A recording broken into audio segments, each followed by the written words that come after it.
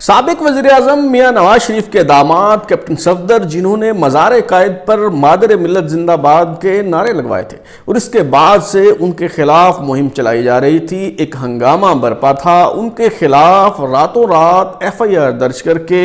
نہ صرف انہیں گرفتار کر لیا گیا ہے، بلکہ یہ گرفتاری اس طرح ڈرامائی انداز میں پیش آئی کہ جس ہوٹل کے کمرے میں مریم نواز اور کیپٹن صفدر رہائش پذیر تھے، اس میں پولیس نے گھس کر کمرے کا جو دروازہ تھا اس کا ہینڈل توڑ کر کیپٹن صفدر کو گرفتار کر لیا۔ کیپٹن صفدر کو کس کے حکم پر گرفتار کیا گیا ہے، یہ ایک اہم سوال ہے۔ اور دوسرا اہم ترین سوال یہ ہے کہ PDM کا جو کراچی کا جلسہ تھا وہ یقیناً کامیاب رہا، بلکہ گجرانوالہ کے جلسے سے بھی شاید زیادہ کامیاب رہا، لیکن آخر کیا وجہ ہے کہ سابق وزیر اعظم میاں نواز شریف جو گجرانوالہ کے جلسے میں بہت گرجے اور برسے تھے، بہت زوردار انہوں نے خطاب کیا تھا، آخر کیا وجہ ہے کہ کراچی کے جلسے میں انہوں نے خطاب نہیں کیا؟ کیا کوئی ذاتی عذر تھا یا پھر واقعی جو PDM کی قیادت ہے وہ نواز شریف کے بیانیے کا بوجھ نہیں اٹھا پائی؟ آج ہم انہی دو سوالات کے جواب ڈھونڈنے کی کوشش کریں گے۔ MBG سپیکس کے ساتھ میں ہوں بلال غوری اور آپ دیکھ رہے ہیں ترازو۔ مریم نواز PDM کے جلسے میں شرکت کے لیے کراچی گئیں تو وہ اپنے شوہر کے ہمراہ مزار قائد پہ گئیں، وہاں پہ انہوں نے فاتح خانہ کی۔ اس موقع پر مریم نواز کے شوہر کیپٹن صفدر نے نعرے لگوانا شروع کر دیے۔ انہوں نے ووٹ کو عزت دو اور مادر ملت زندہ باد کے نعرے لگوائے، جس پہ بہت ہاہاکار مچی، بہت ہنگامہ کیا گیا۔ باقاعدہ ایک مہم چلائی گئی، وفاقی وزراء کی طرف سے یہ مطالبہ کیا جانے لگا کہ ان کے خلاف کارروائی کی جائے، کیونکہ انہوں نے مزار قائد کا تقدس جو ہے وہ پامال کیا ہے۔ اور پھر اس مطالبے کے بالکل عین مطابق راتوں رات نہ صرف پرچہ درج ہو گیا کیپٹن صفدر کے خلاف، بلکہ رات کو ہی ان کو گرفتار بھی کر لیا گیا، اور یوں ڈرامائی انداز میں ان کو گرفتار کیا گیا کہ پولیس جو ہے اس ہوٹل میں گھس گئی جس ہوٹل میں مریم نواز اپنے شوہر کے ساتھ رہائش پذیر تھیں۔ کمرے کا جو دروازہ تھا اس کا ہینڈل توڑ دیا گیا اور اندر داخل ہو کر یوں گرفتار کیا گیا کیپٹن صفدر کو جیسے کسی خوفناک دہشت گرد کو گرفتار جو ہے وہ کیا گیا ہو۔ بظاہر یوں معلوم ہوتا ہے کہ سندھ پولیس نے گرفتار کیا ہے، لیکن اس گرفتاری کا جو حکم ہے وہ کہیں اور سے آیا ہے، اور اب تو یہ بات بہت واضح ہو چلی ہے۔ پہلے سینئر صحافی حامد میر نے اپنی ٹویٹ کے ذریعے یہ انکشاف کیا کہ IG سندھ کو صبح 4 بجے DG رینجرز کے حکم پر لے جایا گیا، اغوا کر کے، گرفتار کر کے، یا جو بھی آپ کہیں، انہیں رینجرز ہیڈ کوارٹر لے جایا گیا۔ وہاں پہ ان سے کہا گیا کہ آپ یہ کارروائی کریں، اور وہاں پہ ان کو اپنی تحویل میں رکھا گیا، اور جب تک یہ مقدمہ درج نہیں ہو گیا اور اس کے بعد کیپٹن صفدر کی گرفتاری عمل میں نہیں آئی، IG سندھ کو جو ہے وہ وہاں سے جانے کی اجازت نہیں ملی۔ اور پھر بعد ازاں جو PDM کے سربراہ ہیں مولانا فضل الرحمان، انہوں نے مریم نواز اور PDM کے دیگر رہنماؤں کے ساتھ پریس کانفرنس کرتے ہوئے باقاعدہ اس بات کی تصدیق کی کہ رینجرز نے گرفتار کیا ہے اور کیپٹن صفدر جو ہے وہ رینجرز کی تحویل میں تھے۔ اس کے علاوہ اور بھی بہت سی باتیں جو ہیں مولانا فضل الرحمان نے کہی ہیں۔ ہو سکتا ہے کہ بعد ازاں IG سندھ کی طرف سے اس بات کی تردید کروا دی جائے، یا صوبائی حکومت پر دباؤ ڈال کر اس بات کی تردید کروا دی جائے کہ اس واقعہ میں رینجرز ملوث تھی، لیکن یہ بات اس لیے بعید از قیاس نہیں کہ ہم ایک ایسے ملک میں رہتے ہیں جہاں ہمارے محافظ، ہمارے اہلکار ملک کا جو ایوان وزیر اعظم ہے اس کے اندر داخل ہو سکتے ہیں اور منتخب وزیر اعظم کو گرفتار کر سکتے ہیں، اسے قید کر سکتے ہیں، اسے تحویل میں لے سکتے ہیں، اسے یہ کہہ سکتے ہیں کہ آپ اپنا استعفیٰ جو ہے وہ لکھ کے دیں۔ اگر یہ ہو سکتا ہے تو پھر ایک IG جو ہے IG سندھ، اس کی کیا مجال ہے کہ وہ مزاحمت کر سکے ان کے سامنے۔ چلیں، کیپٹن صفدر کے خلاف جو ایف آئی آر درج کی گئی ہے، اگر اس ایف آئی آر کے جو مندرجات ہیں ان پہ غور کیا جائے، ایف آئی آر کا جو متن ہے اسے دیکھا جائے، تو وقاص احمد خان نامی ایک شخص ہیں جنہوں نے ان کے خلاف ایف آئی آر درج کروائی ہے۔ یہ وقاص احمد خان جو مستغیث ہیں، جو درخواست دہندہ ہیں، ان کا جو نمبر دیا ہوا تھا اس پہ میں نے رابطہ کرنے کی کوشش کی۔ ایک مرتبہ جو ہے وہ کال اٹینڈ ہوئی، انہوں نے تصدیق کی کہ وہ وقاص خان ہی بات کر رہے ہیں، لیکن میں نے جب ان سے دریافت کیا کہ یہ جو کیپٹن صفدر کے خلاف آپ نے ایف آئی آر درج کروائی ہے، کیا یہ کسی کے دباؤ پہ، کسی کے کہنے پہ درج کروائی ہے، کیا آپ کو علم ہے کہ آپ کے نام سے ایف آئی آر درج کروائی گئی ہے؟ تو انہوں نے ٹیلی فون بند کر دیا، اور اس کے بعد میں مسلسل کال کرتا رہا لیکن ان سے رابطہ نہیں ہو سکا۔ میں ان سے پوچھنا چاہ رہا تھا، جاننا چاہ رہا تھا کہ آیا انہوں نے یہ جو ایف آئی آر درج کروائی ہے کیا وہ ان کے مرضی سے درج کروائی گئی ہے، یا ان کا محض نام استعمال ہوا ہے، کیونکہ نادرہ ریکارڈ کے مطابق وہ ان کا مستقل جو پتہ ہے وہ کراچی کا نہیں ہے۔ یہ بھی میں ان سے پوچھنا چاہ رہا تھا کہ یہ باتیں سامنے آ رہی تھیں کہ جو درخواست ہے جو وہ بائی ڈاک موصول ہوئی ہے پولیس کو، تو ہفتے کی رات اور پھر اتوار کا دن تو چھٹی تھی، تو یہ کون سا ڈاک خانہ کھلا تھا جس کے ذریعے یہ درخواست موصول ہوئی؟ یہ بھی میں ان سے پوچھنا چاہ رہا تھا، لیکن انہوں نے کوئی بات اس حوالے سے نہیں کی۔ ایف آئی آر کے جو مندرجات ہیں وہ بتاتے ہیں کہ وقاص احمد خان یہ جو درخواست دہندہ ہیں، یہ اپنے دوستوں کے ساتھ مزار قائد پہ گئے ہوئے تھے فاتح خوانی کرنے کے لیے بقول ان کے، اور اسی اثناء میں مریم صفدر آوان لکھا گیا ہے۔ مریم صاحبہ کا نام اس ایف آئی آر میں،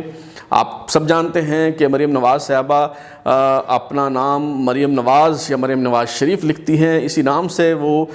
جانی جاتی ہیں، کہلوانا پسند کرتی ہیں، لیکن ایک خاص طبقہ ہے جو نہیں چاہتا، جسے بہت چبن ہوتی ہے، جو نہیں چاہتا کہ ان کے والد کا نام ان کے نام کے ساتھ آئے،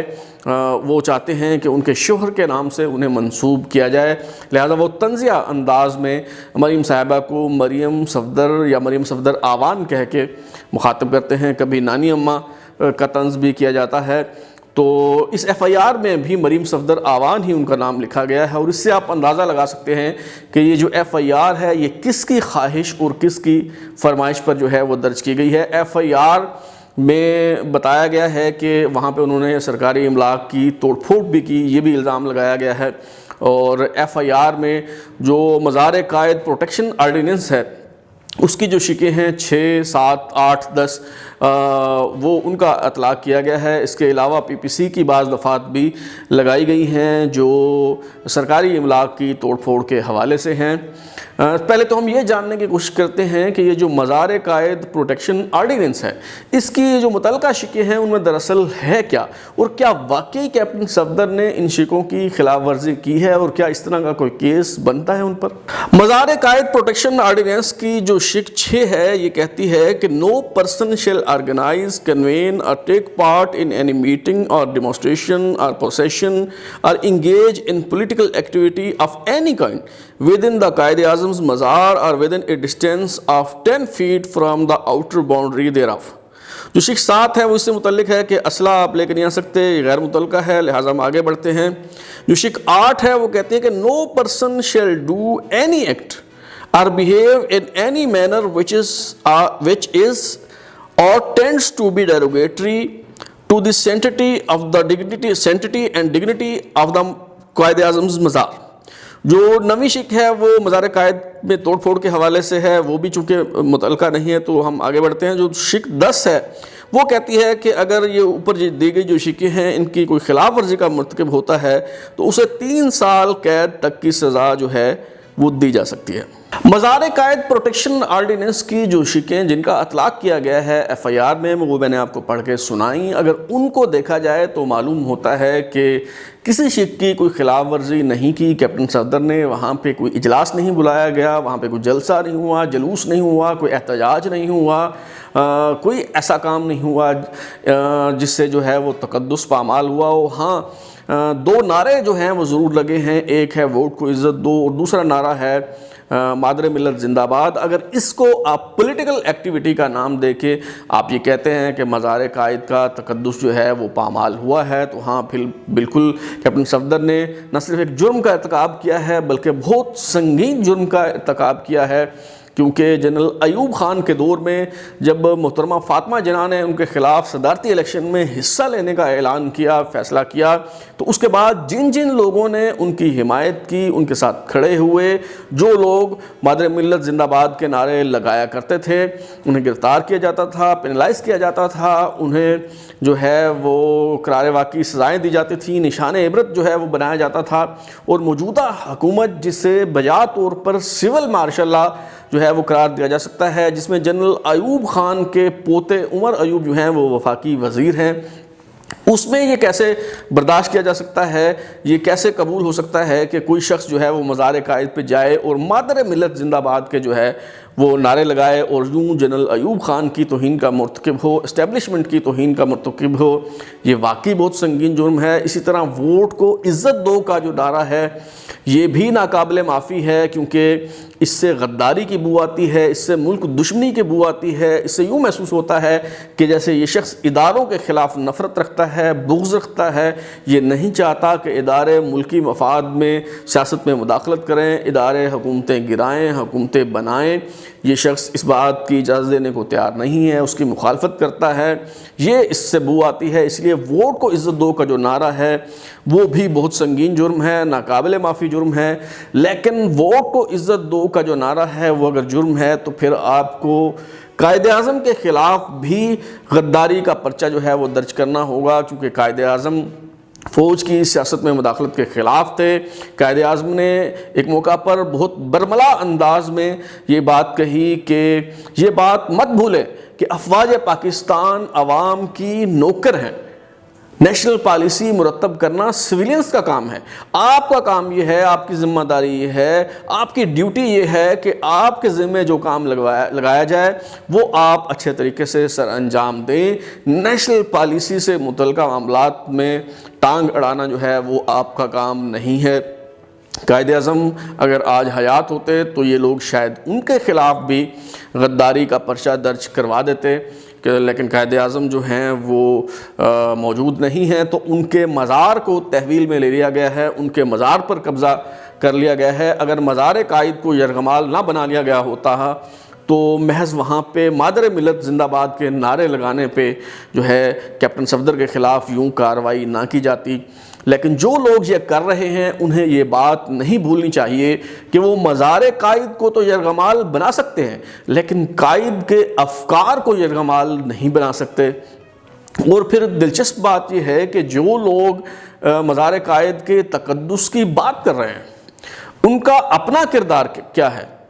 اور انہیں یہ بھی معلوم نہیں کہ مزار قائد کا تقدس کیسے پامال ہوتا ہے۔ مزار قائد کا تقدس تب پامال ہوتا ہے جب کوئی جرنیل اپنے حلف سے روگردانی کرتا ہے، جب کوئی جرنیل آئین شکنی کا مرتکب ہوتا ہے، جب کوئی جرنیل وزیر اعظم کو منتخب حکومت کو رخصت کر کے آئین توڑ کر جب اقتدار پر قبضہ کر لیتا ہے، جب وہ خود ساختہ صدر بن جاتا ہے، عنان اقتدار سنبھال لیتا ہے، اور پھر وہ پورے پروٹوکول کے ساتھ، پورے تنتنے، پورے روب اور دبدبے کے ساتھ جب وہ مزار قائد پہ جاتا ہے، سیکورٹی کے ساتھ، پروٹوکول کے ساتھ وہاں پہ جا کے مزار قائد پہ حاضری دیتا ہے، تو وہ دراصل قائد اعظم کا منہ چڑھاتا ہے، ان کا مذاق اڑاتا ہے اور مزار قائد کے تقدس کو پامال کرنے کا مرتکب ہوتا ہے۔ لیکن یہ بات وہ لوگ کیسے جان سکتے ہیں جنہوں نے مزار قائد تو کیا، جنہوں نے خانہ کعبہ کو بھی معاف نہیں کیا؟ یہ وہ لوگ ہیں جو حرم پاک میں وہاں پہ پی ٹی آئی کا پرچم لہراتے رہے، وہاں پہ سیاست کرتے رہے، وہاں پہ گو نواز گو کے نعرے لگاتے رہے۔ اور پھر آپ نے دیکھا کہ 2018 میں جب پی ٹی آئی کے چیئرمین عمران خان صاحب انتخابی مہم چلا رہے تھے اور انتخابی مہم کے سلسلے میں وہ کراچی پہنچے تو وہاں پہ مزار قائد پہ وہ گئے، ایک جمع غفیر ان کے ساتھ تھا اور یہ جمع غفیر بھی مزار قائد میں داخل ہو گیا، ہلڑ بازی کی گئی، طوفان بدتمیزی برپا کیا گیا، جس کی ویڈیو موجود ہے چینلز، اس وقت تمام چینلز پہ دکھائی گئی۔ لیکن یہ مزار قائد اس مزار قائد کا تقدس اس سے پامال نہیں ہوا۔ البتہ اگر آپ وہاں پہ جا کے نعرہ لگاتے ہیں مادر ملت زندہ باد تو اس سے مزار قائد کا تقدس پامال ہوتا ہے۔ یہ ہے نئے پاکستان کا دستور۔ کیپٹن صفدر کی گرفتاری سندھ حکومت کے منہ پہ بہت زوردار تماچا ہے، کیونکہ سندھی اقدار و روایات کو اگر ملوث خاطر رکھا جائے تو مہمان نوازی اس کا بنیادی جزو ہے۔ مہمان کا احترام کرنا، مہمان کی حفاظت کرنا جو ہے وہ سندھی روایات کا حسن ہے، لیکن ایک مہمان جو پنجاب سے آیا اسے یوں ذلیل و رسوا کرنا، اس ڈرامائی انداز میں اس کی جو گرفتاری ہے یہ سندھ حکومت کے منہ پہ زوردار تماچا ہے، اور اس کے ساتھ ہی سندھ حکومت کی جو خود مختاری ہے اس پہ بہت بڑا حملہ ہے۔ دیکھتے ہیں کہ سندھ حکومت اس حوالے سے کیا طرز عمل اختیار کرتی ہے اور کس طرح سے اس صورتحال سے نمٹتی ہے اور کیا جواب جو ہے وہ دیا جاتا ہے۔ دوسرا اہم سوال جو ہے جو میں نے شروع میں اٹھایا تھا وہ یہ تھا کہ اس میں کوئی شک نہیں کہ پی ڈی ایم کا یہ جو کراچی کا جلسہ ہے یہ بہت کامیاب رہا، بلکہ یہ کہنا جو ہے بجانا ہوگا کہ گوجرانوالا کے جلسے سے اگر اس کا موازنہ کیا جائے تو اس کے مقابلے میں بھی زیادہ بجا رہا۔ کچھ لوگ شاید یہ کہیں کہ یہ ایج اپوزیشن جماعتوں کو وہاں پہ تھا کراچی میں کہ وہاں پہ سندھ میں پیپلز پارٹی کی حکومت ہے، لیکن پیپلز پارٹی کی حکومت کتنی خود مختار ہے، اس کے کتنی لاچار ہے، وہ تو کیپٹن صفدر کی گرفتاری سے ہی معلوم ہو گیا ہے۔ بنیادی سوال یہ ہے کہ سابق وزیر اعظم میاں نواز شریف جو گوجرانوالا کے جلسے میں خوب برسے تھے، خوب گرجے تھے، انہوں نے کراچی کے جلسے سے خطاب کیوں نہیں کیا؟ اعتزاز احسن جو پیپلز پارٹی کے رہنما ہیں انہوں نے بہت واضح انداز میں کہا تھا، دو ٹوک انداز میں یہ دعویٰ کیا تھا کہ نواز شریف خطاب نہیں کریں گے اس جلسے سے۔ انہوں نے کہا تھا کہ مریم نواز شریف، بلاول بھٹو زرداری یا مولانا فضل الرحمان نواز شریف کو خطاب کرنے سے نہیں روک سکتے، جو روک سکتے ہیں ان کی طرف سے ٹیلی فون کر دیا گیا ہے۔ پیپلز پارٹی نواز شریف کو اپنا پلیٹ فارم استعمال کرنے کی اجازت نہیں دے گی اور کراچی کے جلسے سے نواز شریف ہرگز خطاب نہیں کریں گے۔ اعتزاز احسن نے یہ فرمایا تھا۔ اعتزاز احسن کی بات کو اگر مکمل طور پہ نظر انداز بھی کر دیا جائے، کیونکہ ہم سب بہت اچھی طرح سے جانتے ہیں کہ اعتزاز احسن کا مسئلہ کیا ہے، وہ کیا چاہتے ہیں، ان کی تکلیف کیا ہے، ہم سب محسوس کر سکتے ہیں، لیکن اس کے باوجود شکوک و شبہات جو ہیں وہ نہ صرف برقرار ہیں بلکہ انہیں مزید تقویت ملی ہے۔ باوثوق ذرائع سے معلوم ہوا ہے کہ مولانا فضل الرحمان کی بہت طویل نشست ہوئی آصف زرداری صاحب سے اور اس میں اس حوالے سے بات چیت کی گئی، لیکن زرداری صاحب نہیں مانے اور بالآخر یہ فیصلہ ہوا کہ میاں نواز شریف صاحب جو ہیں وہ خطاب نہیں کریں گے پی ڈی ایم کے جلسے سے۔ اس سے معلوم ہوتا ہے کہ ابھی بھی کچھ کنفیوژن، کچھ غلط فہمیاں، کچھ فاصلے جو ہیں وہ برقرار ہیں۔ پی ڈی ایم کی جو قیادت ہے وہ ابھی تک تذبذب کا شکار ہے، ابھی تک جو ہے وہ نون لیگ کا جو بیانیہ ہے یا میاں نواز شریف کا جو بیانیہ ہے اس کا بوجھ اٹھانے سے لگتا ہے کہ پیپلز پارٹی کم از کم قاصر ہے، کیونکہ اس جلسے میں بھی اگر بلاول بھٹو زرداری صاحب نے نواز شریف صاحب سے رابطہ کیا تھا اور انہیں کہا تھا کہ آپ خطاب کریں اور نواز شریف صاحب نے ذاتی وجوہات کی بنا پہ خطاب نہیں کیا، ایک تو یہ ہو سکتا تھا کہ نواز شریف صاحب آتے، 2-4 منٹ کے لیے وہ بات کرتے، کوئی رسماً سلام دعا کرتے اور بتا دیتے کہ چونکہ طبیعت ناساز ہے تو لہٰذا وہ آج مزید بات نہیں کر سکتے۔ یہ بھی نہیں ہوا، اور اگر یہ نہیں ہوا تو بلاول بھٹو زرداری صاحب بتا دیتے یا کم از کم مولانا فضل الرحمان صاحب وضاحت کر دیتے کہ نواز شریف صاحب کی چونکہ طبیعت ناساز ہے لہٰذا وہ آج کے جلسے سے خطاب نہیں کریں گے، لیکن کسی نے اس طرح کی وضاحت جو ہے وہ ضروری نہیں سمجھی اور بلاول بھٹو زرداری صاحب جو ہیں انہوں نے جس طرح گوجرانوالا میں تقریر کی تھی انہوں نے وہی لب و لہجہ اپنایا، وہ محض سلیکٹر اور سلیکٹڈ کی بات تک محدود رہے اور انہوں نے ایک بار پھر کہا کہ یہ کہتے ہیں کہ ہم ایک پیج پہ ہیں لیکن انہیں ہمارے پیج پہ، ہمارے سٹیج پہ آنا پڑے گا، ہم سے بات کرنی پڑے گی، گویا اگر وہ ان کے سٹیج پہ آ جائیں، ان سے بات چیت کر لیں تو پھر معاملہ جو ہے وہ ختم ہو سکتا ہے۔ یوں محسوس ہوتا ہے کہ ابھی تک جو ہے وہ کنفیوژن موجود ہے، ابھی تک اپوزیشن جو ہے وہ یکسو نہیں ہو سکی کسی ایک بیانیے پر، لیکن اپوزیشن جماعتیں یاد رکھیں کہ اگر اس بار انہوں نے سیاست کی، اگر اس بار انہوں نے ایک دوسرے سے سیاست کی، اگر ایک بار اس دفعہ انہوں نے ایک دوسرے کو نیچا دکھانے کی کوشش کی، انڈر ہینڈ ڈیل کرنے کی کوشش کی، اگر ایک دوسرے کو دھوکہ دیا، اگر اس بار اپوزیشن نے کسی کنفیوژن کا مظاہرہ کیا، کوئی تقسیم دکھائی دی اپوزیشن، تو یہ آخری موقع ہے اپوزیشن کے پاس اور اس کے بعد دوسرا موقع اپوزیشن کو نہیں ملے گا۔ اب تک کے لیے اتنا ہی، بلال غوری کو اجازت دیجیے، پھر ملاقات ہوگی۔ اگر آپ کو ہمارا پروگرام پسند آیا تو اسے لائک کریں، کامنٹ کریں، شیئر کریں اور ہمارا چینل ترازو سبسکرائب کرنے کے بعد بیل آئیکن یعنی گھنٹی ضرور دبائیں تاکہ آپ کو نئی ویڈیوز کی نوٹیفیکیشنز ملتے رہیں۔ بلال غوری کو اجازت دیجیے، اللہ حافظ۔